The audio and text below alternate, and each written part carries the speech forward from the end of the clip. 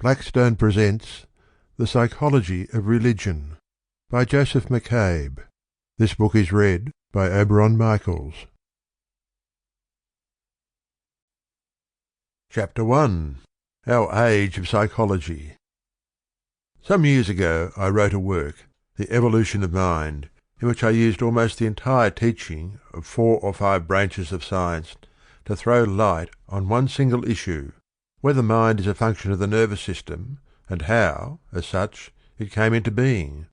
I then held the eccentric opinion that the first object of any science was to tell us the nature of the reality or realities it studied; that the first question which thoughtful people would put to a science of mind is, in view of the worldwide interest in the subject, whether the mind is a spiritual intruder in a material universe, or merely a function of the steadily developing nervous system. And the only men who failed to appreciate my work were the psychologists. That, said a St. Louis professor, fraternally but firmly to me, is not psychology. The evolution of psychology is a proof that science has not yet completely emancipated itself from its serfdom to religious beliefs.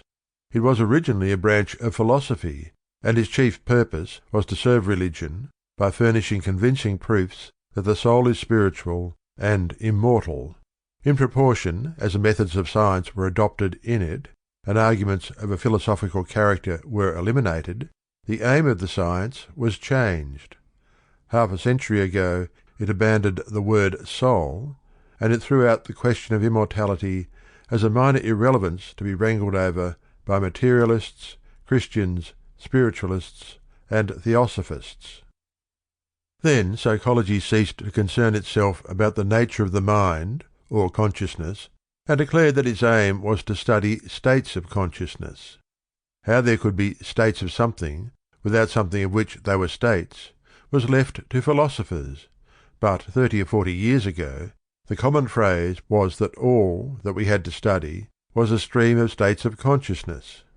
Now, in the current joke, psychology has even lost consciousness, and the unfortunate person who wants really to know what mind is, a question the answer to which is supposed to affect the very foundation of human life, finds no guidance or assistance in any branch of science or even in modern philosophy. And thus there came about the paradox of modern psychology, that it spreads itself over a field of vast extent and steadily refuses to consider the chief question that occurs to the mind about itself. We have Sample complete. Ready to continue?